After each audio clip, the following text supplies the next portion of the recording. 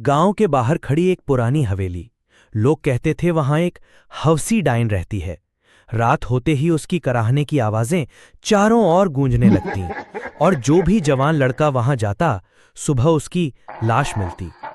गांव का माहौल डर और सन्नाटे से भरा था।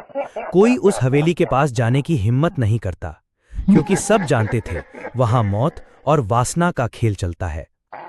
शहर से आया राहुल इन कहानियों को झूठ समझता था।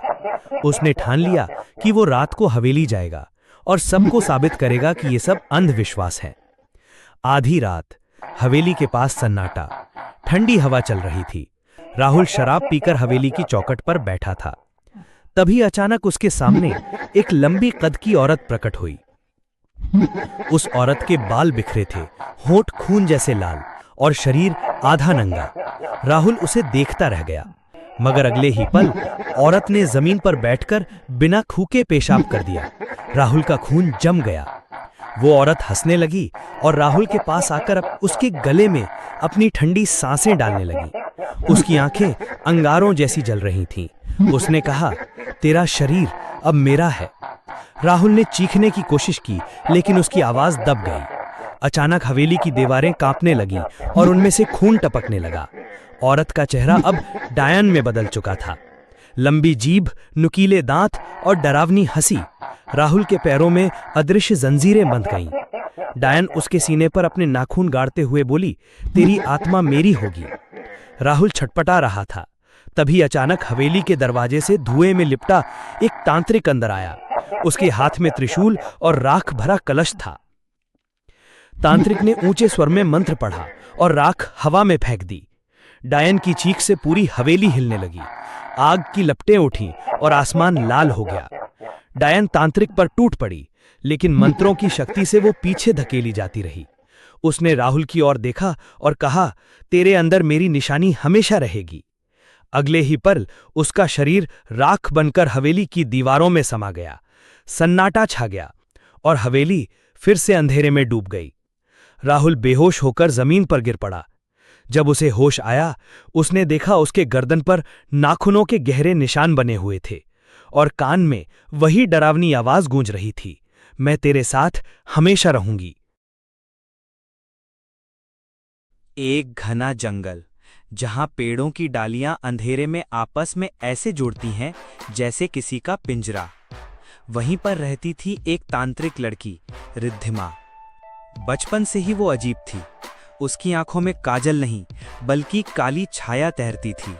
लोग कहते थे कि उसका जन्म ही एक तांत्रिक मंत्र के असर से हुआ है।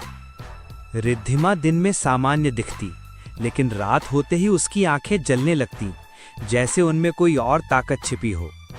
एक दिन उसने साधना के दौरान गलती से जिन्न को बुला लिया। वो जिन्न खूंखार, खूनी और बेहद हौसी था। वो इंसानों से खेलता नहीं, इंसानों को खा जाता था। लेकिन रिद्धिमा के सामने उसने अपना रूप बदल लिया, क्योंकि उसके भीतर भी तंत्र की शक्ति थी। धीरे धीरे रिद्धिमा और जिन्न का रिश्ता अजीब होने लगा। रिद्धिमा को एहसास हुआ कि उसके पेट में कोई पल रहा है, एक ऐसा बच्चा जो आधा इंसान और आधा जिन्न था।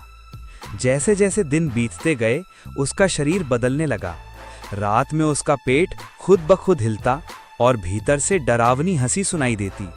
वो बच्चा माँ के पेट में रोने के बजाय करहाता और कभी कभी फुसफुसाता, माँ मुझे खून चाहिए, मैं भूखा हूँ।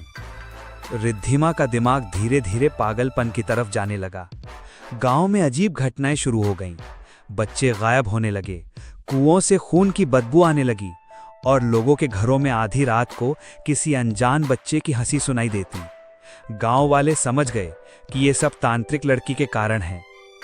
एक रात गांव के कुछ लोग मशाल लेकर उसकी कुटिया तक पहुंचे। दरवाजा अंदर से बंद था, लेकिन भीतर से चीखें गूंज रही थीं। जब दरवाजा तोड़ा गया तो सबके होश उड़ गए। रिद्धिमा जमीन पर तड़प रही थी। उसके पेट से खून बह रहा था और उसके पास एक बच्चा बैठा था। लेकिन वो बच्चा सामान्य नहीं था।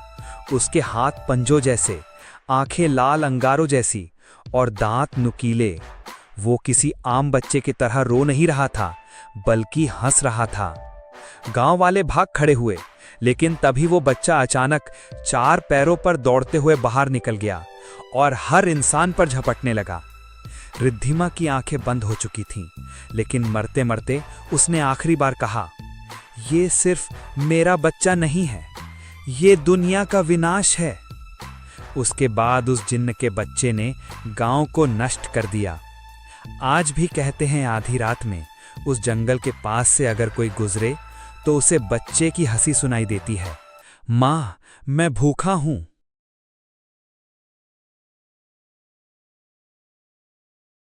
ठंडी हवा की आवाज। गांव के बाहर खड़े पीपल के पेड़ पर बाबरा प्रेत का साया मंडराता था। जंजीरों की खनक। कहते हैं रात के सन्नाटे में वहां से अजीब हंसी और सिसकियों की आवाज सुनाई देती थी। धीमी फुसफुसाहट। रमेश। एक रात गांव का युवक रमेश जिद में उसी पेड़ की ओर चला गया। अचानक ठंडी हवा का झोंका आया और किसी ने उसका नाम पुकारा। चीख जैसी गूंज।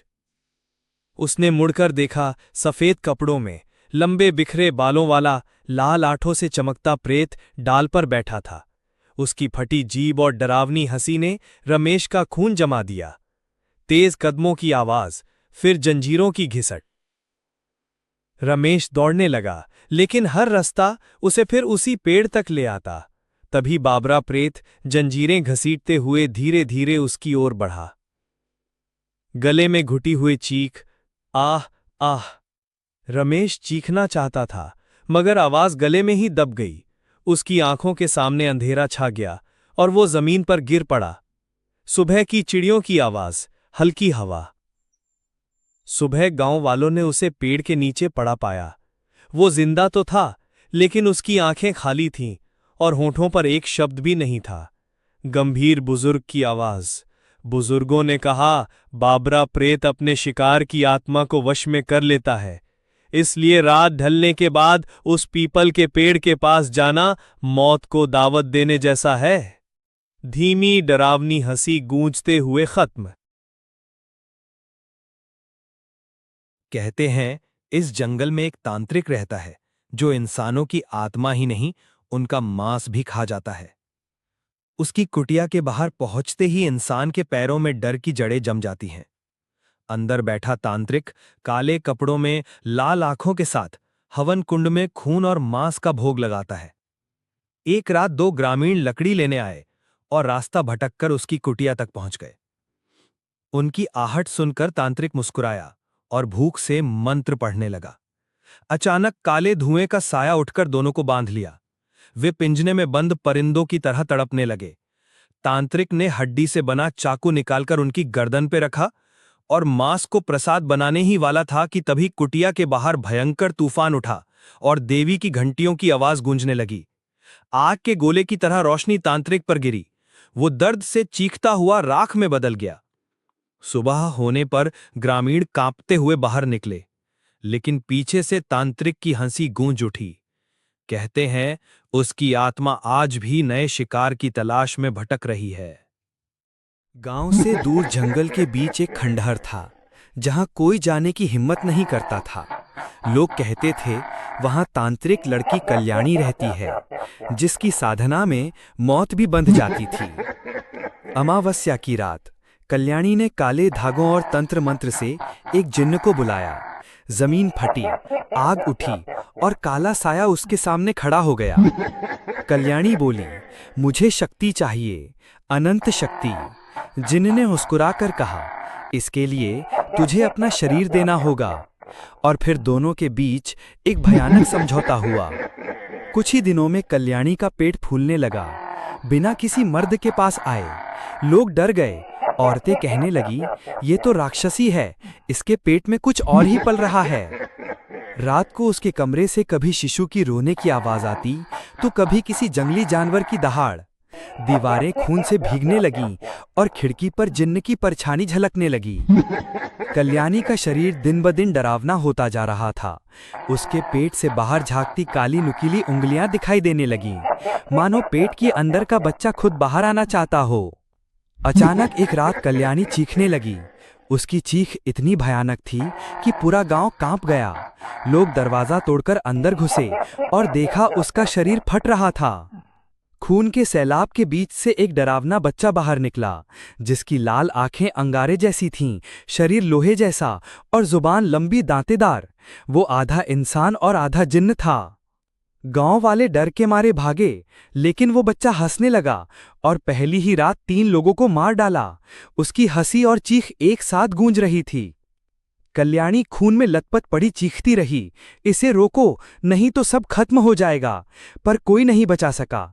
कहते हैं आज भी उस खंडहर में औरत की चीख और बच्चे की हंसी सुनाई देती है, और जो भी वहां जाता है कभी लौटकर नहीं आता।